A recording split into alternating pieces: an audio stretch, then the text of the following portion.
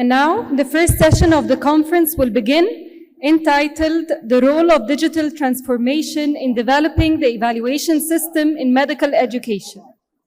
And let me introduce and welcome on the podium the chairpersons, Professor Nadia Badrawi, Quality Assurance, Accreditation and Medical Education Expert, Professor of Pediatrics, Cairo University, Professor Ali Sabbour, Professor of Vascular Surgery and the former Director of the Expanded Medical Program, Faculty of Medicine, Ain Shams University, Professor Lamia Mohsen, Dean of the School of Medicine, New Giza University, and Professor Soha Ashri, Head of the Medical Education Department, Ain Shams University.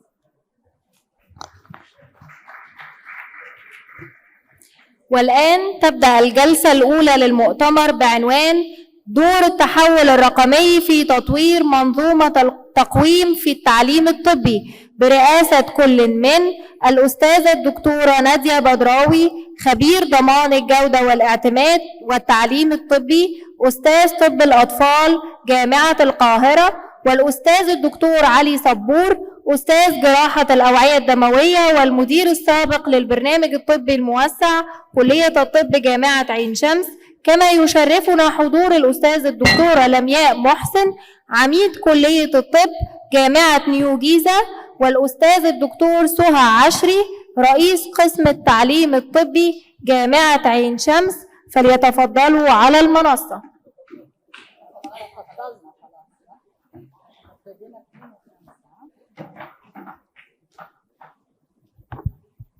صباح الخير جميعا أو مساء الخير ممكن برضو.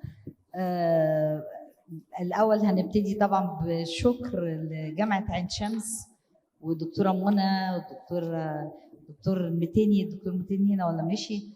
الدكتور متيني الحقيقة علم من أعلام التعليم الطبي في العالم العربي كله. وبنشكر طبعا حضور الكرام الدكتور عادل عدوي والدكتور عمرو عزت سلامة والسادة الزملاء كلهم. احنا مش عايزين نتأخر لأن احنا اوريدي مبتدين متأخر قوي، فهنبتدي على طول بأور فيرست سبيكر دكتور صبيح عباس مشهداني. دكتور صبيح اتفضل هنا. هيتكلم على الديجيتال اسسمنت in the Arab Board of Health Specialization، والموضوع فعلا مهم جدا ان احنا نعرف كلنا الارب بورد ماشيه ازاي في حته التقييم والقياس. دكتور صبيح هو كونسلتنت ديرماتولوجيست، اتفضل يا فندم، وممبر في الميديكال اديوكيشن يونت في الاسسمنت، اصله من بغداد ميديكال كوليدج. هو برضه ممبر في الكوريكولم كوميتي والكواليتي اشورنس والمونيتورنج اند ايفالويشن اند اكريديتيشن كوميتي في الارب بورد اوف هيلث سبيشاليزيشن. الدكتور صبيح برضه غير ان هو بيشتغل مع العراق ومع الارب بورد، بيشتغل از اكسترنال اكزامينر للكوليدج اوف ميديسن في اليونيفرسيتي اوف كوفا في العراق. وهو عنده شغل كتير جدا في الديزايننج والكو بروجرامينج، واحنا الحقيقه هنبقى سعداء جدا ان احنا نسمع من خبراته ونناقشه في هذه الخبرات. اتفضل يا دكتور صبري. شكرا جزيلا. السلام عليكم ورحمه الله وبركاته. Thank you very much, Prof. Omar Izzet, the Secretary General of the Association of Arab Universities. Thank you for the President of Ain Shams University.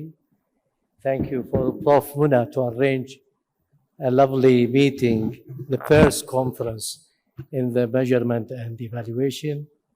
Thank for all the organizers. I'm very pleased today and honored to join your conference. This is very important regarding the Arab education, particularly regarding your mission in establishing high quality standards of assessment in Arab education. Hi everyone, I am Sabih al-Mashhadani. I work for the Arab Board of Health Specialization as the head of Executive Committee of Digital Transformation and as Assessment Director. As Deming, the father of quality, said always, you will never fail a project when you have the commitment of your leadership. And the commitment of our leadership regarding the digital assessment is a great one. And we will take this opportunity to develop more.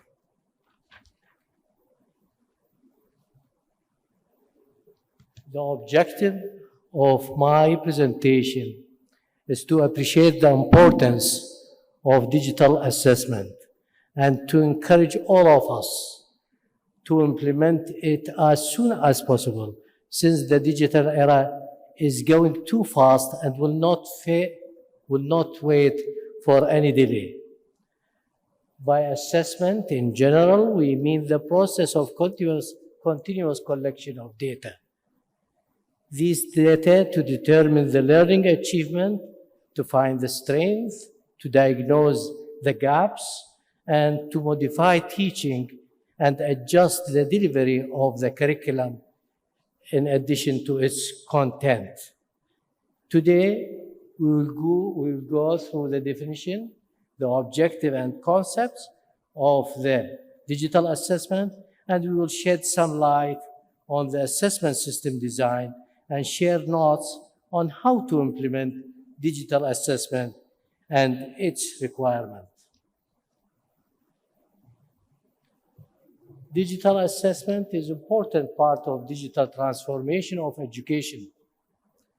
The educational process needs a lot of things, and the digital assessment work from the selection of students to registration to graduation, using digital means, from item banking to the final report, and to make decisions for quality improvement. Digital assessment, making things easy and very quick, feasible, secure, highly productive with low cost.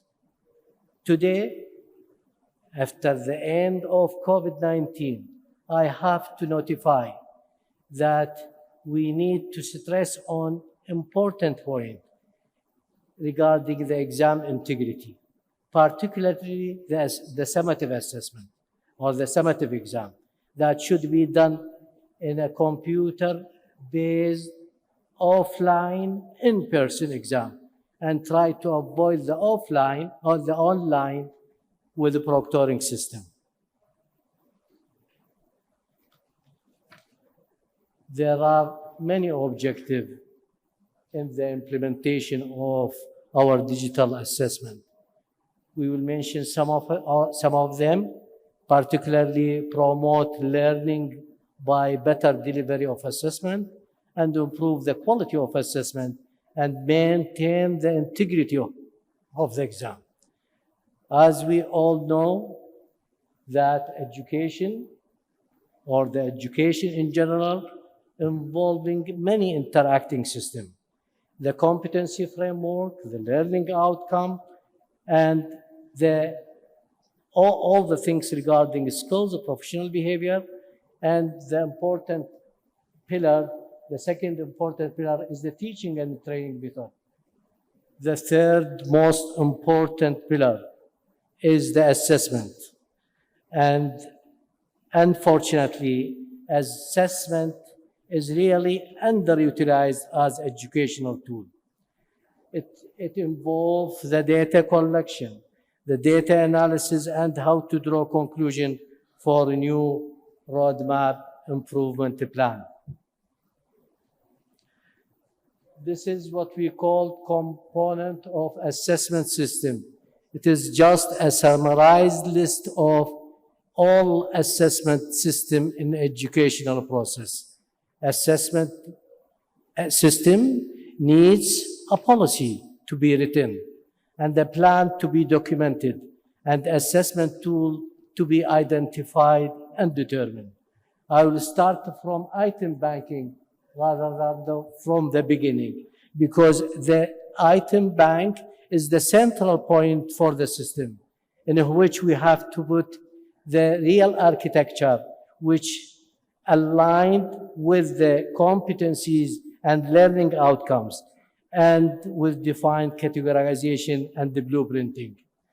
Digital electronic item banking makes life easy for everybody to store items according to their assessment objective and according to their parameters regarding difficulty and power of discrimination. Digital test administration, choosing the appropriate platform that fit the educational organization.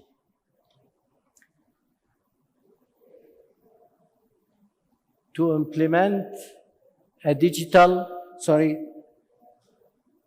regarding the scoring and data analytics, it's very useful to use the digital assessment, digital means to get scoring as quick as possible, precise and very accurate, and particularly for the MCQ. While in the essay question, we have to share rubrics via digital means. Data analysis, post hoc, post-exam quality assurance measure should be implemented using both method in measurement, the classical theory and the modern theory of measurement. All are now automated, and even for the standard setting, you can calculate the cutoff easily by many softwares regarding ANCOF, Hofstee, or bookmarking, and others. The most crucial point is to provide a real-time feedback for the student to inform them for their exact performance, exact achievement according to the criterion method or to the norm, comparing the student with the average students. Teachers need feedback.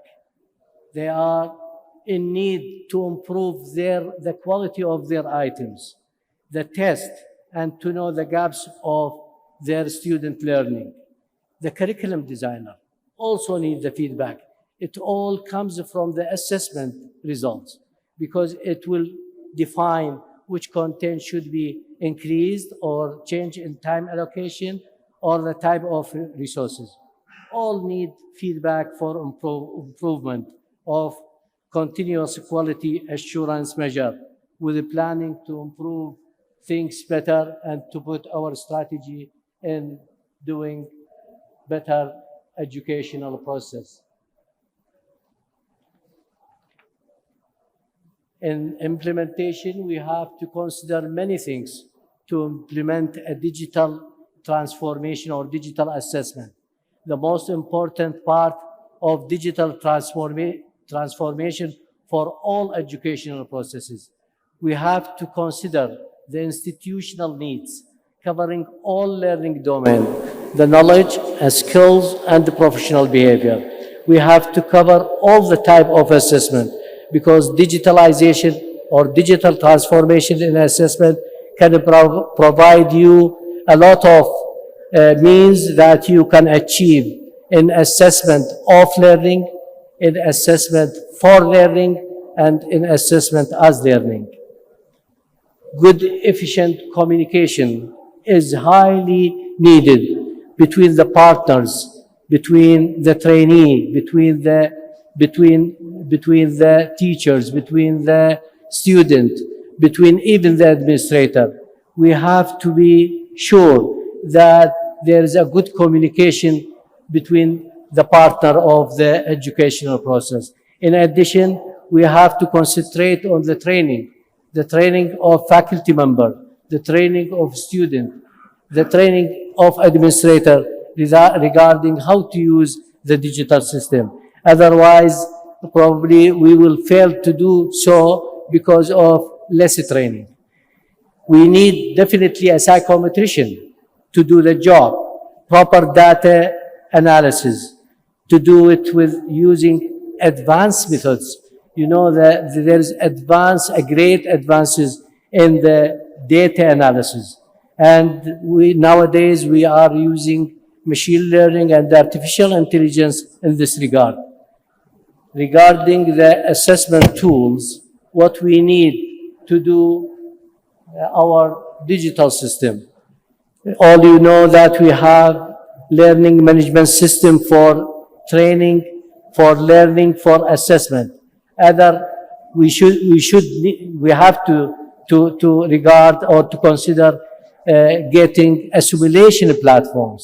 Platforms definitely is needed for knowledge exam, needed for practical, procedural, and the clinical exam regarding medical education. Definitely, we are in need for online electronic item bank software, even to consider artificial intelligence in item generation.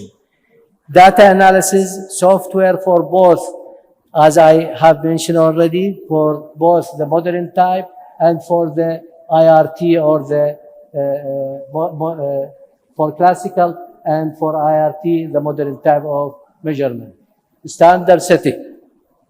Standard setting is important issue, and we have nowadays software to do the cutoff and to find exactly which is appropriate to get, to define it as standard setting for our exam. Needs for a lot of software, like software for equating, for pre-knowledge programs. And we have to open the door for computer adaptive testing program, particularly it is now common common in the European side. As Arab board, we have adopted many linked platforms. We have now, we hope that our new registry system will start to booster the already existing Google Workspace. We have now advanced platforms for knowledge exam and one for practical and the clinical exam, using the Google Workspace as e-learning for formative assessment and e-portfolio to check for behavior or professional behavior. CPD platform will be introduced soon and hopefully within the coming few weeks. In summary, digital assessment provide an excellent categorization of learning objectives and items with statistical parameters, give the opportunity to make high quality exams. In addition, quality improvement by real-time feedback to student, faculty member, and curriculum designer is highly important and effective in quality improvement. Thank you very much. Thank you very much دكتور صبيح. دكتور صبيح أخذنا في رحلة في الاسسمنت والديجيتال اسسمنت من اول الكومبوننت للامبلمنتيشن للابديتد للتولز. فشكرا جزيلا دكتور صبيح. وانا بعد ما بسمعه يعني فيري جود برزنتيشن الحقيقه عن الاسسمنت تدرس يعني. بس اللي انا بقوله دايما المشكله كلها في العالم العربي كله الامبلمنتيشن. يعني احنا بنعرف نعمل حاجات كويسه وديزاين حاجات كويسه، لكن at the end الريل بارت هي الامبلمنتيشن. واي هوب يكون الارب بورد بيعمل ريل جود امبلمنتيشن للكلام الجميل اللي انت قلته. Thank you for this very elegant talk. اعتقد كل القاعه يعني بيمارسوا الديجيتال اسسمنت. معظم الناس عندهم ايتم بانك، معظم الناس مشيوا يعني بخطى حثيثه في هذا الاتجاه.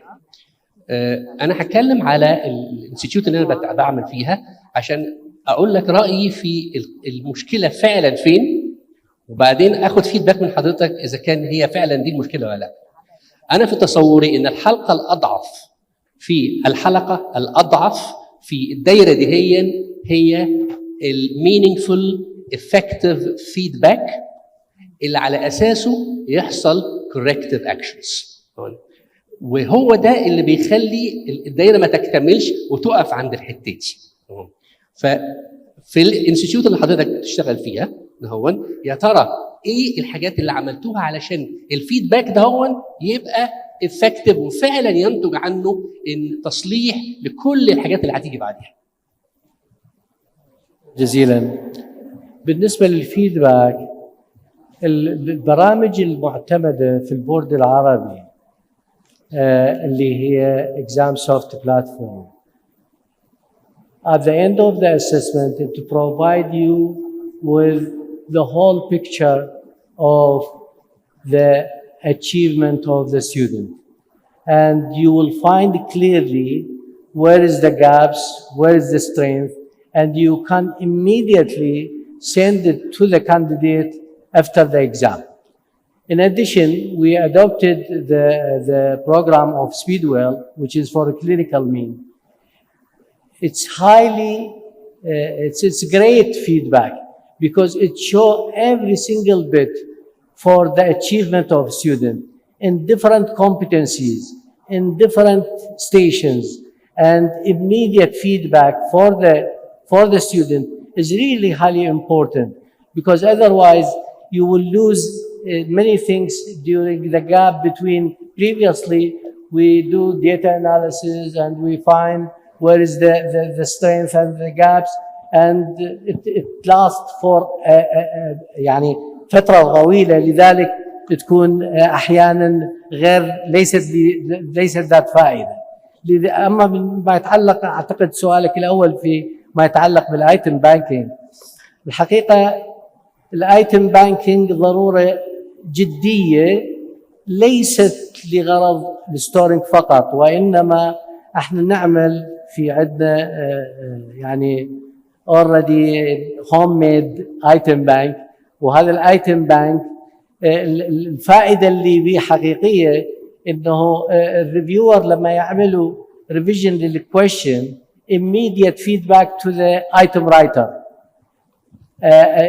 يدخل بالاكونت مالته ويشوف الفيدباك مباشره، ومن الممكن يناقش الريفيور. وهاي اعتقد من الخاصيات المهمه، لانه احنا كنا نحتاج فيدباك ليس بعد الامتحان فقط، وانما يعني احنا المفروض يعني نعمل جلسه دائما بعد الامتحانات ونعطي فيدباك للاساتذه اللي هم ايتم رايتر regarding يعني some fault in the construction of the question, you know, yeah, sometimes with negative discrimination it shows us that either miskeyed or the construct of the question or many things regard. الحقيقه الساده الزملاء عندهم برضو تعليقات، بس اعتقد ان احنا ممكن نسيب التعليقات للاخر، لان ممكن تكون في تعليقات مزدوجه بين السبيكرز، فهنكمل السيشنز وفي الاخر ناخد التعليقات كلها. I have the honor to introduce the second speaker, Professor Dr. Muhammad Ahmed Hassanein. He is the advisor and Vice President of Educational Affairs and Head of Assessment Unit, College of Pharmacy at King Abdulaziz University. Professor Hassanein is originally a professor of clinical biochemistry. He had a joint master in health professions education from Maastricht and Suez Canal University, and he is a famous fellow as well. Professor Hassanein. بسم الله الرحمن الرحيم. السلام عليكم ورحمة الله وبركاته. شكرا جزيلا دكتور علي على التقديم. حابب أشكر طبعا يعني جامعة عين شمس، أشكر دكتورة منى طبعا على واللجنة المنظمة على الدعوة، وطبعا سعيد جدا بوجودي النهارده في مؤتمر مهم جدا بنتكلم فيه على الاسسمنت والايفالويشن في الديجيتال اير. يمكن في وجود سعاده الاستاذ دكتور عمرو عزت يعني نستاذن حضرتك ان احنا نخلي السيشن ما بين العربي والانجليزي طبعا، وخاصه لو ما فيش عندنا انجلش اودينس. كده الصوت واضح؟ وطبعا احسن كده؟ هو لو كده احسن عشان احب اتحرك. وطبعا يعني سعيد ان مدير الجلسه استاذتنا دكتوره ناديه، دكتوره علمياء، دكتوره ساره، طبعا استاذنا الدكتور علي، فانا سعيد جدا بوجودي بين حضراتكم. يمكن انا اعتقد هبني على اللي اتفضل بيه دكتور صبيح في موضوع الديجيتاليزيشن للاسسمنت والايفالويشن، بس هاخد يعني هركز اكتر على الجزئيه يمكن مش هتكلم كتير في الديجيتال اسسمنت قد ما هتكلم على جزئيه اصبحت هي حديث اليوم اللي اخترقت حياتنا، سواء كانت الداتا اناليسيز، الداتا ساينس، الارتفيشال انتليجنس، وازاي ان هم بقوا لهم رول في التعليم. والنهارده هيكون في الاسسمنت بصفه عامه، وخاصه الحمد لله يمكن في خلال يمكن الاسبوعين الثلاثه اللي فاتوا خلصت شهاده من MIT في الداتا ساينس اند ماشين ليرنينج، وبحاول بقدر المستطاع زي ما هقول كده في نهايه السيشن اطبق اللي اتعلمته فيما يفيد الاسسمنت اند ايفالويشن. عندنا هنتكلم على البن اند بيبر ايرا، هنتكلم على الرايز اوف ديجيتال اسسمنت، داتا ليرنينج اناليتيك اند اسسمنت.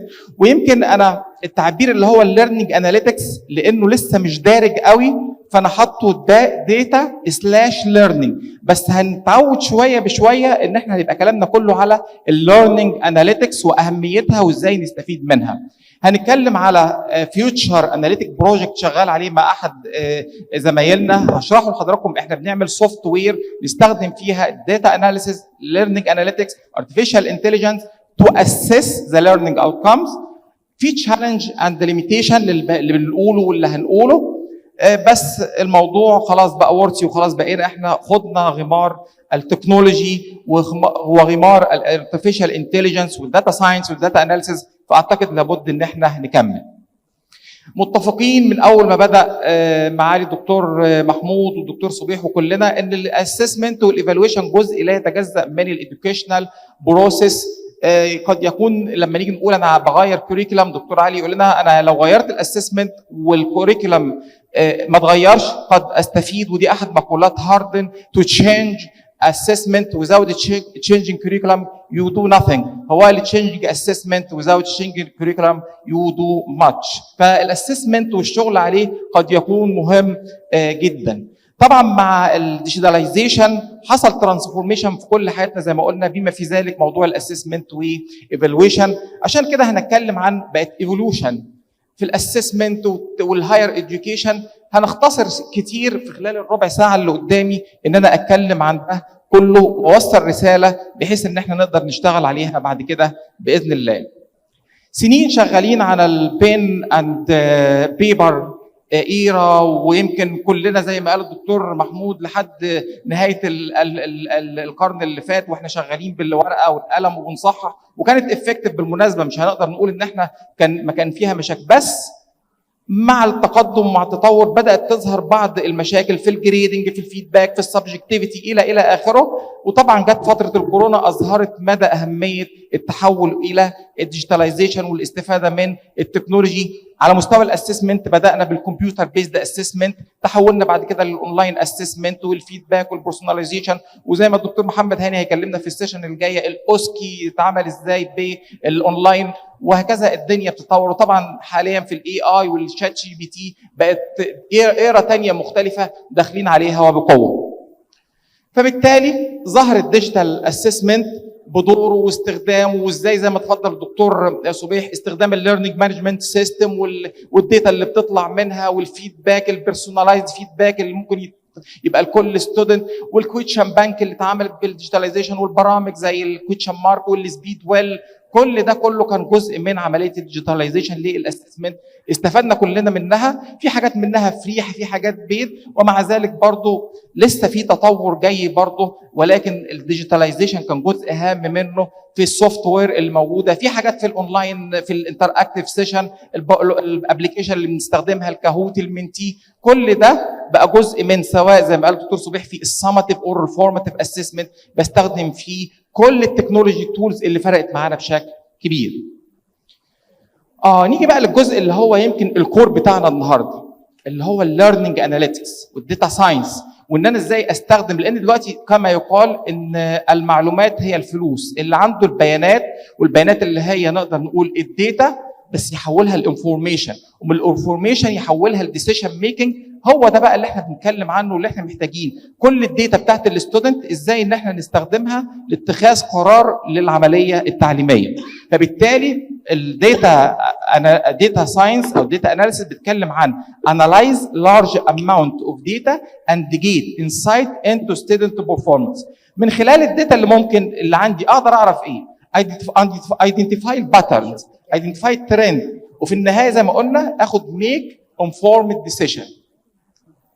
ممكن من خلال الداتا دي اعرف مين الستودنت اللي ات ريسك وابدا اعمل لهم personalized plan for improvement. اقدر من الكلام ده ان انا انترفين ايرلي وادي بروفايد اديشنال ريميديشن سواء لتحسين العمليه التعليميه على مستوى الطلبه او على مستوى الانستراكشن نفسه. طب هي ايه الليرنينج اناليتكس؟ ببساطه هو في تعريفات كتيره للليرنينج اناليتكس، بس خلينا ناخد one of these definition. is the measurement, collection, analysis, reporting of data about learner and their context for purpose of ايه بقى؟ understanding and optimizing learning. ودي اعتقد ان هي نقطه شويه فيها ديفكت عندنا. احنا ما شاء الله بندرس بنعمل اسسمنت، بس نيجي عند الاستفاده من البيانات اللي بتطلع لنا، عندنا كم كبير من الداتا خاصه بالاسسمنت والايفالويشن، بس الاستفاده منها to close the loop of assessment اعتقد دي محتاجين نشتغل عليها، وهي دي بقى يدخل لنا جزئيه الجوده والاكريديشن، نستفيد من الداتا اللي بتطلع لنا.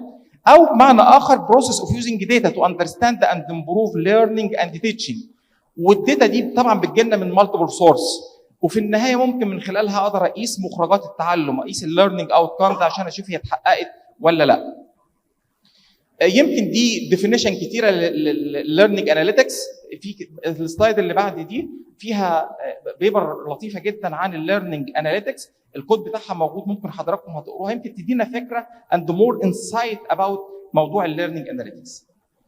الليرنينج اناليتكس يعني احنا ما شاء الله الموجودين كلهم اطباء، ممكن استخدمه كده بليفل من اول ديسكريبتيف داتا اللي انا بجاوب عليها وات هابند، اللي فيها المينز والايتم اناليسيس، ايه الديفيكالتي، ايه الديسكريميشن، فانا بعرف هو ايه اللي حصل. طب نعلى شويه هروح عن الدياجنوستيك، واي ديد ات هابن. هو لما عندي سؤال دكتوره زينب معلم، سؤال فيه الديفيكالتي اندكس او الديسكريميشن فيه مشكله، ابدا ارجع للسؤال واشوف المشكله كانت في الستيم، المشكله كانت في واحد من الديستراكتور الى اخره، يبقى انا دايجنوز.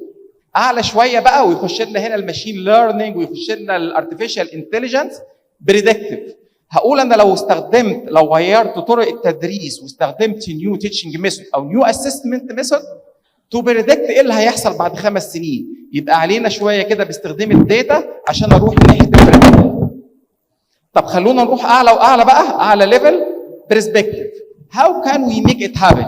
ازاي ان انا بعد ما اخد الداتا اللي طلعتها من الداتا اناليسيس وكم البيانات اللي عندي ان انا هعمل بريسكريبشن للمستقبل لعمليه التحسين والتطوير. فدي different levels of using learning analytics من اول descriptive, diagnostic, predictive, perspective على ليفل مختلف.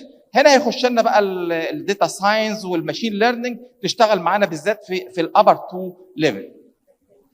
برضه في نفس البيبر كل دي ابلكيشن للليرنينج اناليتكس، يمكن عشان الوقت مش هيكفي نتكلم فيها كلها، بس انا اتمنى ان حضراتكم تبقى البيبر دي واحده من البيبر اللي تبداوا تقروها، ناخد فكره لان الدخول على الليرنينج اناليتكس لسه مش كتير على مستوى العالم، بس مجال اعتقد محتاجين ان احنا كلنا نقتحمه ونطلع منه على فكره ابحاث ونحسن بيه حتى كمان عمليه الاسسمنت والايفالويشن.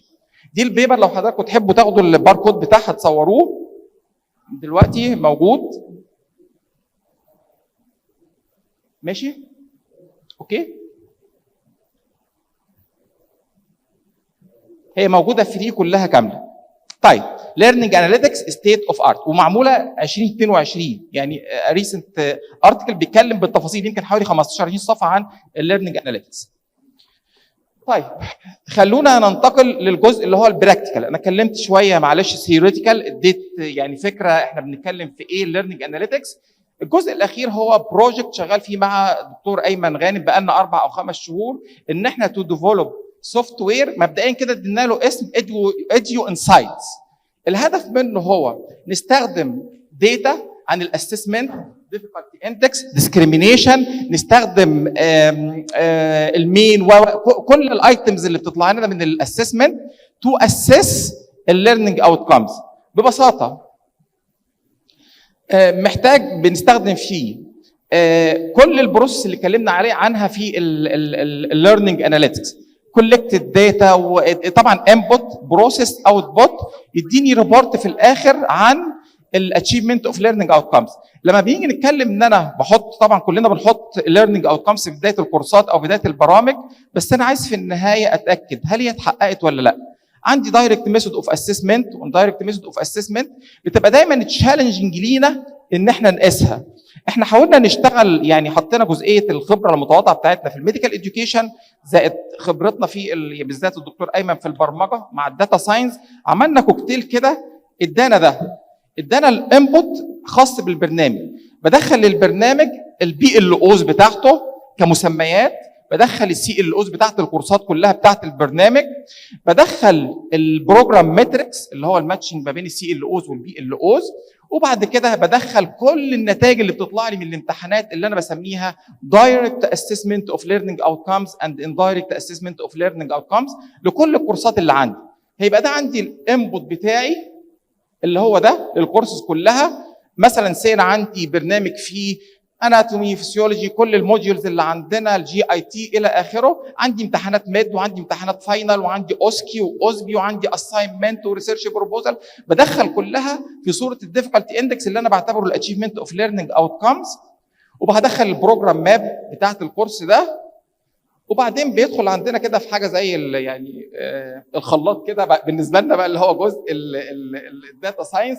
بيتعمل له ايه في البروسيس بقى اللي هي كلها بقى باستخدام الارتفيشال انتليجنس والليرنينج اناليتكس والبروجرامنج اللي هو البايثون استخدمه الدكتور ايمن في ايه بقى؟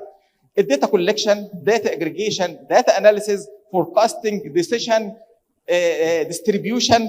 يطلع لي بقى لحضراتكم يعني بالنسبه بقى الكلاينت او المستخدم في الاخر هو محتاج ايه؟ محتاج ريبورت في ايه؟ The result of learning analytic in the form of tables and graphs. هو هيدخل بس الانبوت ومالوش دعوه بالبروسيس دي، البرنامج هيعملها ويطلع له الريزلت بتاعت الليرنينج اناليتكس، ويطلع له كمان نيرتيف ريبورتس. الجزء اللي احنا شغالين عليه وان شاء الله يخلص قريبا ان الناريتيف ريبورت ده هيبقى كمان بالارتفيشال انتليجنس. لما نديله الداتا هيقول لي والله هو الليرنينج اوتكمز ده اتحقق ولا ما اتحققش، طب ما اتحققش ليه؟ وهنحط له احنا كمان كرايتيريا ان هو يقول والله لو الليرنينج اوتكمز في الدومين بتاع النولج ما اتحققش يبقى انت محتاج تشتغل على جزئيه الليكشر مثلا تخليها انتر اكتيف ليكشر. انما لو في السايكوموتور هنقول هيبقى جاهز كمان بالاجابات زي يعني ما احنا شغالين دلوقتي او بعضنا بالتشات جي بي تي، هتبقى برضو جزء من الارتفيشال انتليجنس يدينا اجابات مناسبه للي حصل. وكمان يديني كمان الاي اي ويل بي يوزد في ايه بقى؟ Senses of the report, detecting pitfalls and drop area, and suggestion solution for correcting the pitfalls. فبالتالي يعني ان شاء الله قريبا ده هنقول عنه. نتمنى ان يعني تكون هو سبق بالنسبه للمؤتمر ده ان احنا نعلن عنه، وهنبدا ان شاء الله يعني نعمل فيديوهات بسيطه نعرف بيه، ونتمنى ان هو يكون فعلا يعني يستخدم على ليس على مستوى هنا عندنا بس، بل على مستوى الجامعات العربيه ان شاء الله يستفاد منه. لان موضوع الاسسمنت اوف ليرنينج اوتكمز اعتقد هو موضوع تشالنجنج للجميع. خلصت انا تقريبا الجزء الاول اللي كان خاص بالديجيتاليزيشن اوف اسسمنت، وبعد كده اتكلمنا على الليرنينج اناليتكس بانواعها، اتكلمنا على الايديو انسايت اللي هو في البايب لاين بتاعنا اللي ان شاء الله يطلع قريبا. ما ننساش ان عندنا تشالنج وفي ليميتيشن في موضوع الديجيتاليزيشن، من ضمنهم التريننج للستاف والتكنولوجي والسكيورتي والسايبر سكيورتي طبعا، وموضوع البرايفسي بتاع الستودنت. في عندنا تشالنج ستيل كتيره عايزين نشتغل عليها. طبعا موضوع الداتا ساينس والداتا اناليسيز وبروجرامينج يعني محتاجين يا احنا نتعلمه يا يبقى في معانا ناس كمان من الكمبيوتر ساينس بيساعدونا، لان في جزء منه هيبقى تشالنجنج بالنسبه لنا. بس خلينا نقول برضو اذا كان في تشالنج واذا كان في ليميتيشن ان الموضوع زي ما قلنا هو ورثي، ان احنا كمان نكون نسابق، مش نكون يعني زي العالم، لا نسابق العالم في اللي وصل له في استخدام الداتا اللي موجوده ليه، سواء كانت للترانسفورميشن او تدينا valuable insight about the educational process for improvement and for quality. يبقى البنفيت اللي من digital assessment والداتا اناليسيز اعتقد ان هي واضحه لينا كلنا، محتاجين ان احنا نشتغل عليها عشان نتغلب على التشالنج المتوقعه والتشالنج اللي احنا كلنا متاكدين منها. شكرا جزيلا. حاولت في ربع ساعه ان انا يعني اوصل فكره وبدايه، وان شاء الله نكمل عليها بمساعدتكم جميعا. شكرا جزيلا. الف شكر. بروفيسور حسنين، ثانك يو سو ماتش. واعتقد ان احنا كلنا هنحتاج نعمل سكان الكيو ار كود. لا لكن قصدي اعتقد ان البيبر مهمه قوي وكلنا نحب نطلع عليها بالتفصيل.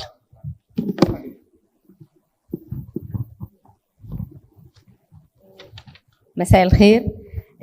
Now I have the pleasure to invite Dr. Mohammed Hani Kamel Shahata, Professor of Family Medicine and Chairman of Family and Community Medicine Department at the College of Medicine and Medical Sciences, Arabian Gulf University in Bahrain. Dr. Mohammed will deliver a speech on the developing and implementing evaluating online OSCE. Dr. Mohammed, in addition to being a professor of family medicine, he is originally from Helwan University in Egypt. He is currently the chairperson of Family and Community Medicine Department at the Arabian Gulf. He has a joint master degree in health professional education from Maastricht and Suez Canal University. He's also a fellow of the International Famer Institute and core faculty in the Eastern Mediterranean Regional Famer Fellowship since its inception. He's a consultant medical education. He's highly interested in clinical teaching, assessment, psychometrics, and community-based education. Thank you very much. I am honored to participate in the conference today.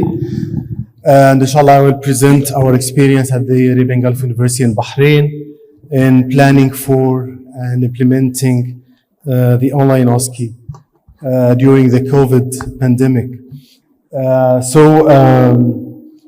Without any delay, I will start my presentation. Exactly in March 2020, we were in an unusual situation. Lockdown between countries, COVID lockdown, and our students actually are a regional university where our students come from different countries in the Gulf region. They come from Saudi Arabia, Kuwait, Oman, and Bahrain mainly. And they were looked in their countries. We took 2 weeks. Our university was locked for 2 weeks because of COVID, and students went back to their countries, and we thought that it will be a short period, but unfortunately, we couldn't have our students back. At the same time, their countries needed them to work as interns to help support the fight against the COVID pandemic. So we asked ourselves, can we expedite the process of examining the students at that time and conduct the clinical exam on time or not? And we had to prepare for a very early online OSCE that was really conducted in May 2020. And I think it was one of the first online OSCEs ever conducted, and it was followed by publications afterwards. So at the beginning, I had to sell the idea to the different stakeholders and the chairs of departments and decision makers in the university and how it will work. And we had to sit together in multiple meetings to think, how are we going to manage graduating 160 students, which is the number of that batch at that time, using online OSCE, what type of stations that we are going to use, what kind of extra infrastructures that we have, how are we going to use the examiners, the role players, can we examine students at home and ensure that good proctoring is taking place without having them getting external help or no. And we looked across the different softwares that we can use, and we found that the breakout room in Zoom is what we need, and we try to use or to get experience in using it, and we did so.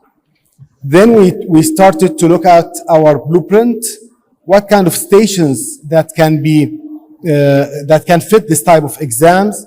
Of course, we couldn't have any physical examination stations, but only clinical reasoning, history taking, explanation, and approach stations. Then we, in the preparation phase, we assigned a central team. This team was highly dedicated, meeting almost daily to plan for the OSCE.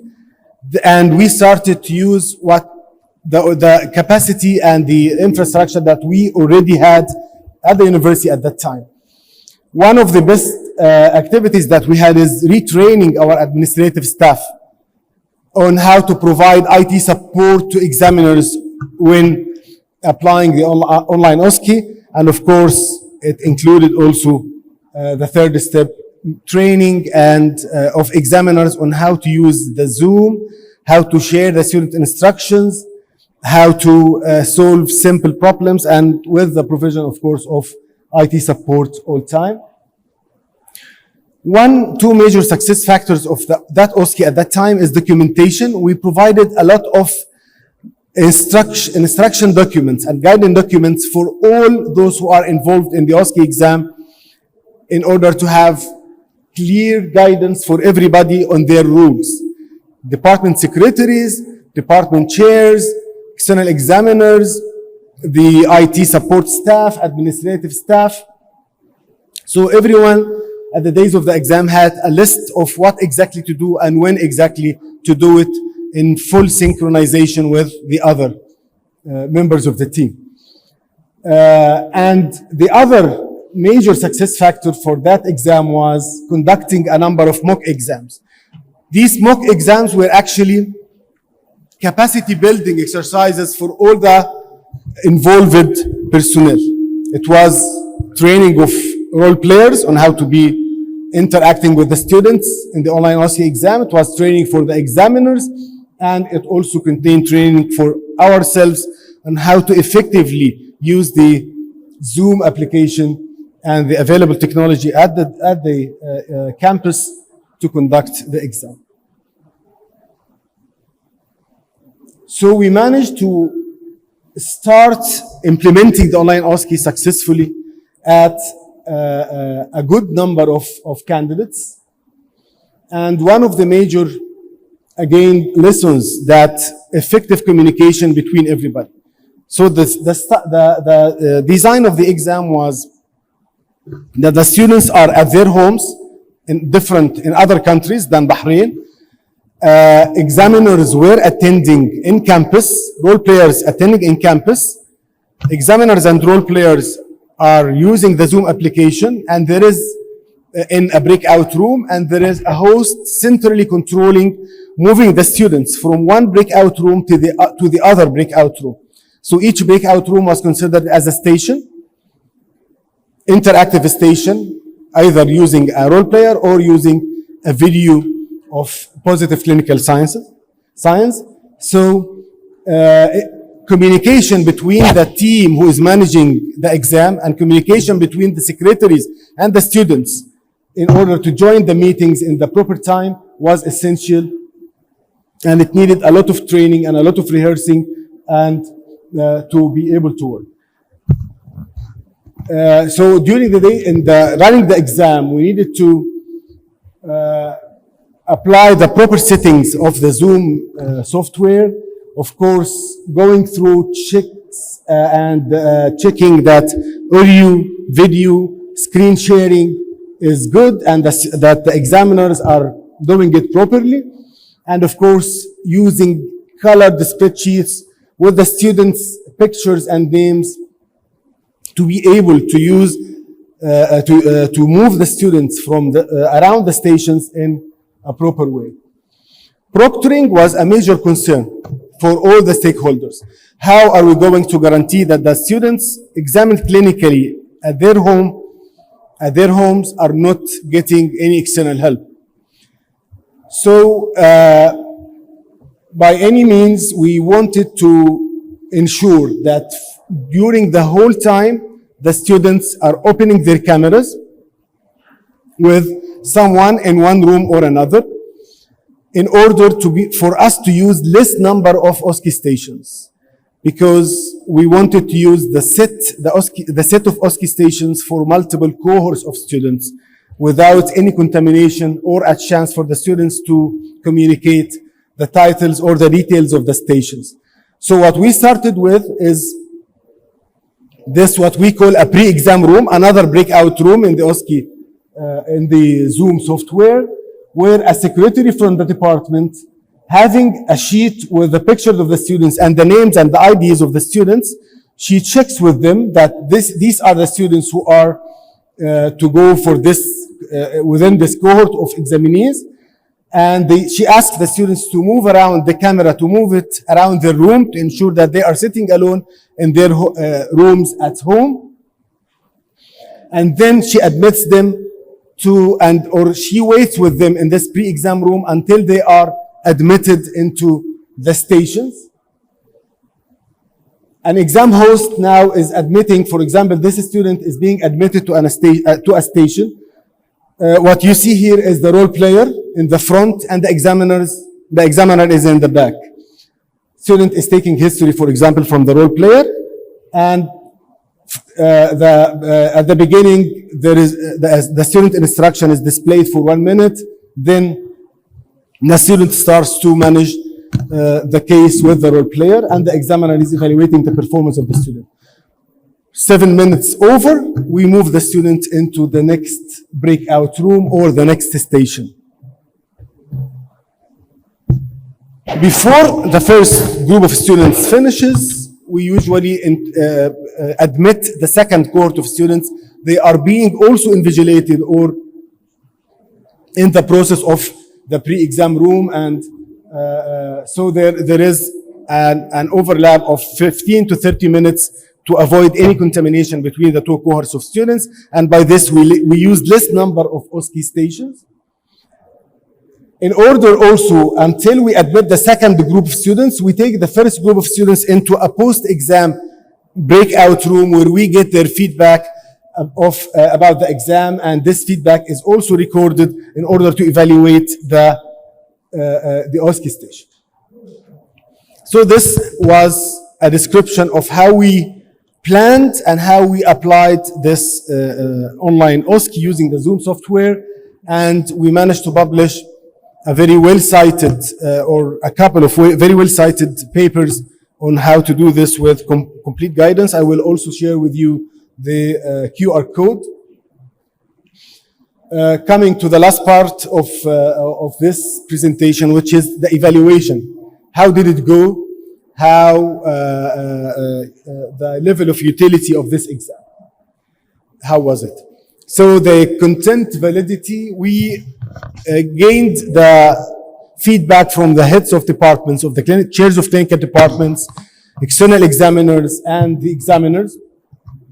And all of them agreed that the coverage of the content of the curriculum in various disciplines was proper. The cases presented a good array of common diseases in each specialty, and the exam can evaluate, of course, application of knowledge, communication skills, clinical reasoning, explanation skills. But of course, it cannot examine psychomotor or physical examination skills of students. This is a major disadvantage. There was a high correlation between the results of the students examined using the online OSCE and with their results in the written exams. For the same cohort, it's 75%. The reliability index Cronbach alpha for this exam ranged from 70% to 78% over 4 days of continuous examination of the students, and with a standard error of measurement that ranged between 2.7 and 3, which is really actually almost the same of the face-to-face OSCE exam in our university. This is a word cloud from the student feedback. It represents their general satisfaction about the online exam. As you can see, smooth at the center, organized, being examined at home. So they really liked the OSCE exam. And as you can see, these are the various components that we surveyed the students' opinion about, and the overall satisfaction was very good. They were not very satisfied with the quality of the exam material being shared by PowerPoint using the Zoom application. And this is, but overall, the satisfaction is really excellent. They liked a lot of aspects of the online exam.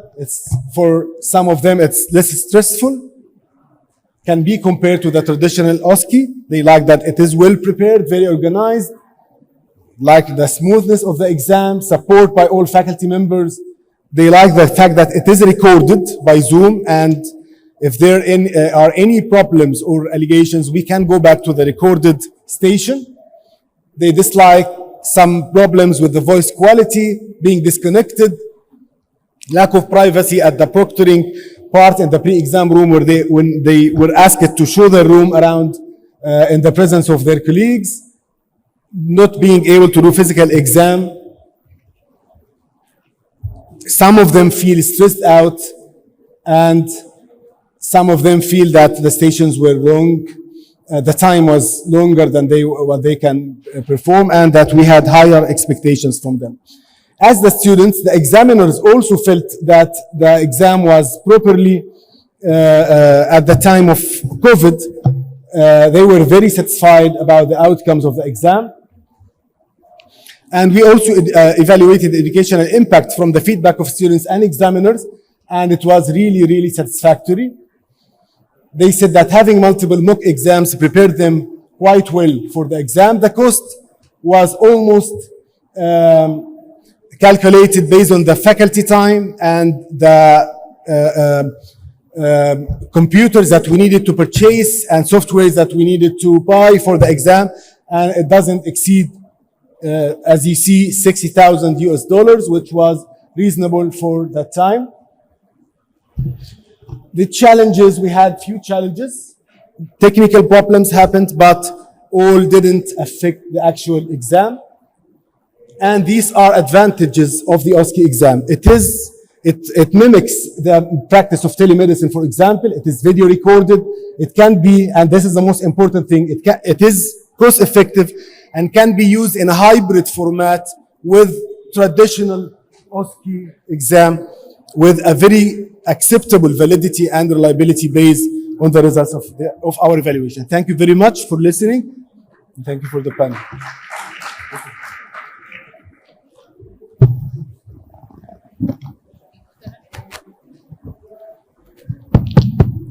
Thank you very much, Dr. Mohammed. Actually, we will give 10 to 15 minute discussions just to interact with the audience. And also the three first talks was similar to each other. And then we will go back to the chat and ESIC and so on. So we have 15 minutes for discussion. Dr. Sabih and Dr. Mohammed Hassanin and Dr. Mohammed, just be ready for any تعليق or discussion. I will start by Dr. Lamia. She wanted to comment. Yeah. Thank you very much. The three presentations were really very interesting and touched the point. But I would like just to comment that digital assessment is very important, very technical. It needs a lot of effort. But what about the preparation? What about the culture that needs to be embedded in the organization? What about the business model that has to be there in the governance system? What is about our client, the students who are attending or the participants attending the exam? How is the orientation going to be done? As well as, of course, the point اللي حضراتكم كلكم pressed عليها وهو الtraining. Training for not only faculty staff but administrators. This is very important. Another point that I would like to comment upon, that data security and privacy issues are really very important, but they need collaboration not only inside the institute. No, it is between the different institutes as well, and to make sure that these fulfill and abide باللوائح والقوانين اللي موجودة في البلد بحالها. Another thing كمان إنه هو accessibility بتاعت الاسسمنت. Online assessment غير إن الإيشو إن السيستم could crash ان الانترنت is not in each and every part. بس في another issue. في people who are handicapped. We have to make sure that these people gain access to that it is suitable to them. Otherwise we should have an alternative. آخر نقطة هي في الآخر digitalized assessment ممكن تبقى fair within an organization. إنما لو ما تعملش standardization coordination approach between إن إحنا نوحد السيستم, it is unfair. لأن هيبقى في variation في الدرجات between the different institutions. End of the day, I'm speaking mainly, of course, about universities. I know the Arab board has a specific issue, بس هيبقى في difference, وبالتالي it will not be a fair chance to each and every student across a nation, a country, or whatever. Thank you. دكتور صبيح هتحب تعلق؟ حد يدي ميكروفون للدكتور صبيح لو سمحت. الاورجنايزر هنا في القاعة.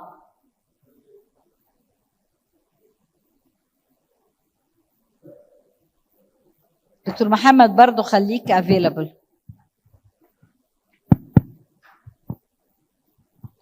شكرا جزيلا. الحقيقة الموضوع مهم جدا وطويل ويحتاج إلى مزيد من الوقت، خاصة في عملية how to implement things. أكيد يحتاج إلى تفاصيل كثيرة من التحضيرات، يحتاج إلى تفاصيل كثيرة من الأداء. الحقيقة لما نبدأ لازم نبدأ بخطة عمل واضحة بدأناها قبل 2 أو أكثر في المجلس العربي، وكانت يعني بانتظام خطوة خطوة. يعني الديجيتال اسسمنت ليست انتقالة مفاجئة ويوم الثاني احنا نقدر يعني we test our student by digital mean. حقيقة ابتدأنا من أول نقطة هو عملية الكوميونيكيشن with the student. طبعا ربما تكون بالبورد العربي أصعب من الجامعات. الأساتذة والطلبة كانت عندهم إيميلات مؤسساتية صريحة وتعلموا ويستخدموها. بعد تدريب على استخدامها صار الكوميونيكيشن بتر، بدينا نعطي سيشنات في التدريب قبل دخولهم إلى الديجيتال اسسمنت. هذا كان تدريب ليس سهلا يعني. واحنا طبعا حضراتكم تعرفون البورد العربي هو مترامي الاطراف من ناحيه السنترز. يعني الاكزامينيشن سنتر احنا عندنا 18 اكزام سنتر. امتحنا خلال فتره السنتين حوالي 13,000 كانديديت كامتحان، ويقابلها موك. ماكو طالب يدخل امتحان خاصه هاي ستيك اكزام اذا ما يكون هو متعرض الى الموك. في كثير من الامور تنظم داخل الامانه العامه، ادارتها من الممكن يعني تعلن كيف بدأت في العمل وكيف طبقت بالتفصيل لأي جامعة ترغب في أداء هذا العمل، خاصة يعني في موضوعات الايتم بانكينج والداتا اناليتكس والنتائج اللي يحصل عليها البورد العربي من خلال هاي امتحاناته. في عندنا منظومة من الكواليتي اشورنس ستاتستكس من الممكن يعني اذا تحبون وسعاده الامين العام موافق على هذا الموضوع، ممكن ان نسوي جلسه للمتخصصين والمهتمين بهذا الموضوع ونعرض الستاتستكس اللي موجوده ونعرض البارامترز اللي توصلنا لها والفيدباك مال الطلبه، ويعني كثير من الامور انا حريص انه ما اتحدث عنها بعجاله يعني بدقائق. فعلا لك حق. يعني نتمنى الخبره اللي توفرت عندنا خلال هاي السنتين ونص ان ننقلها الى جميع الجامعات العربيه، وفرصه رائعه اعطيناها الامين العام لاتحاد الجامعات العربيه بان يكون نوع من التعاون اللي بكره نجتمع على اساسه، وتكون طريقه جديده للبنش ماركينج مال all the graduate of the medical colleges universities in the Arab world. إن شاء الله يعني احنا عاملين على هذا الاتجاه، ويعني آسف للإطالة. احنا عندنا سؤالين كمان عشان الدكتورة منى عايزانا نسرع، بس هو لازم يكون في straight interaction في النص، لان ما حدش يقدر يقعد يسمع محاضرات لمدة ساعتين. no way. فتفضل حضرتك بس عرف نفسك للجمهور. انت عارف كنت يعني اشتغلت في التجربة دي، ومن الطرفين، من طرف ان انا في البورد العربي، ومن طرف ان انا استاذ ممتحن. احنا اتدربنا كستاف مع الدكتور صبيح والتيم بتاعه ايام متواصله، وصلنا اني عملنا موك اكزام في جميع التخصصات لكل الطلاب ولكل الممتحنين. برافو. عملنا 13,000 طالب اتعمل لهم موك واتعمل لهم الامتحان في 18 مدينه عربيه at the same time، في مدن زي عدن وزي صنعاء زي مصراتة اللي ممكن تكون فيهم الظروف مش مواتية. في بعض التخصصات من ضمنها العيون اللي أنا فيها عملنا الأوسكي ديجيتال على المنصة فالحقيقة التجربة كانت ممتعة يمكن بالنسبة لي شخصيا، لكن كانت مفيدة جدا للمجلس العربي، كانت مفيدة للطلاب، واعتقد ان هي نموذج، لان اذا قدرنا نعمل ده للاعداد الكبيرة دي في المدن المختلفة، فاعتقد انها هتكون سهلة ان في كل كلية او في كل جامعة لوحدها تقدر تعملها بإذن الله. شكرا. في حد تاني عايز يسأل ولا نكمل؟ نكمل. اتفضلي يا دكتور.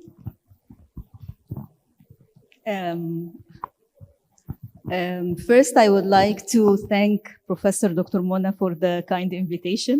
Thank you so much. A very pleasant and successful day. I would like to invite our next speaker, Professor Ansam Saif. Professor Ansam is a professor of medical physiology. She's a FAMER fellow since 2019.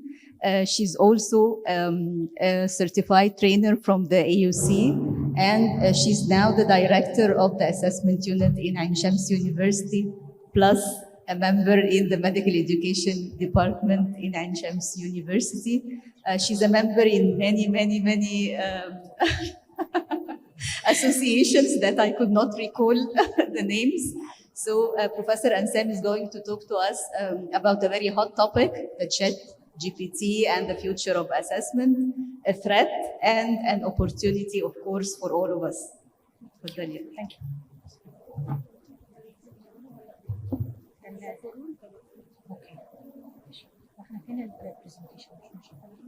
هي مش هتبقى قدامي ولا احنا هنبص كده وخلاص؟ هنبص كده. اوكي ماشي.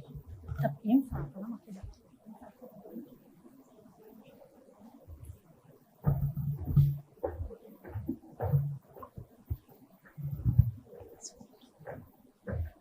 بسم الله الرحمن الرحيم.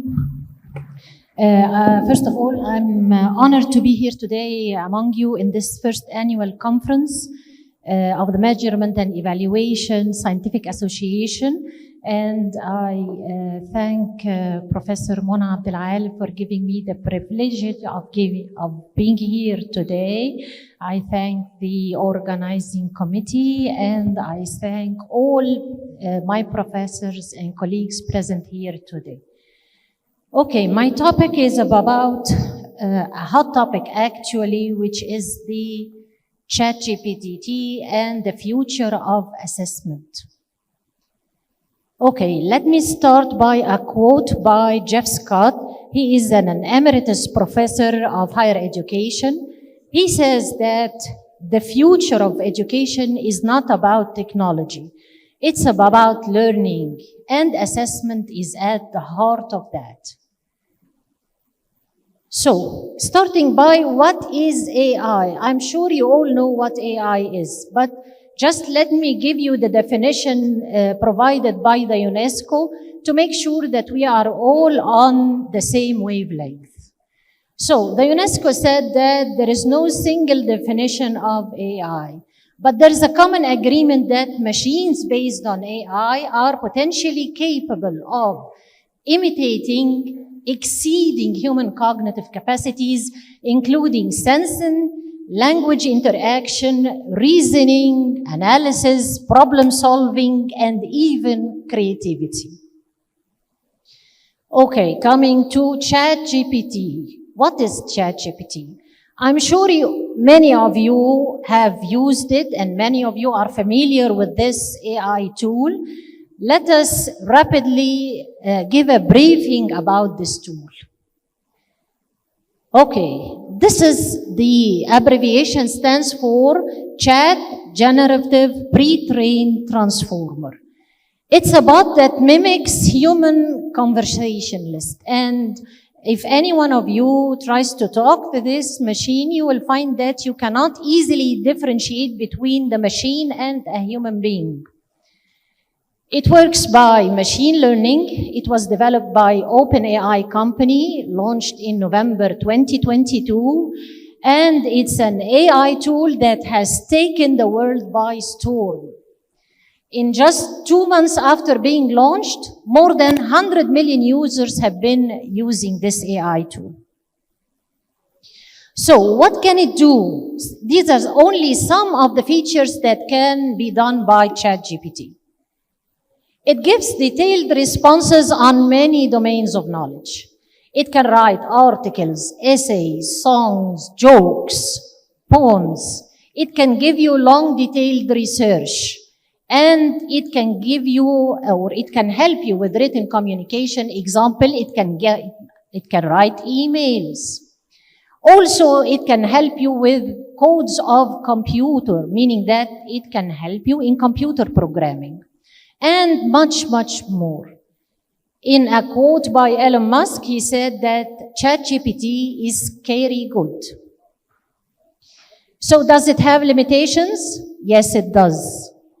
Some of its limitations. It is plausible, but it gives false responses sometimes.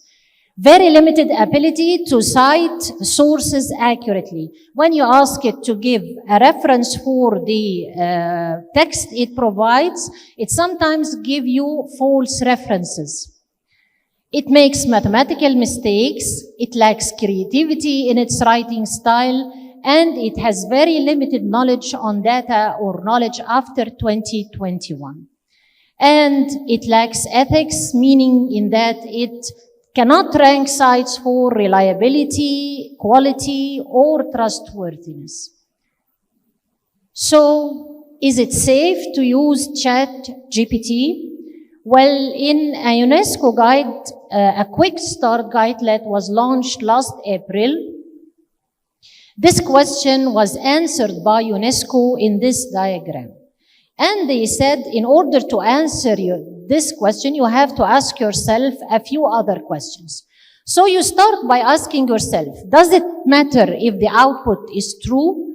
And if the answer is no, then it is safe to use ChatGPT. But if the answer is yes, then you're going to ask yourself another question.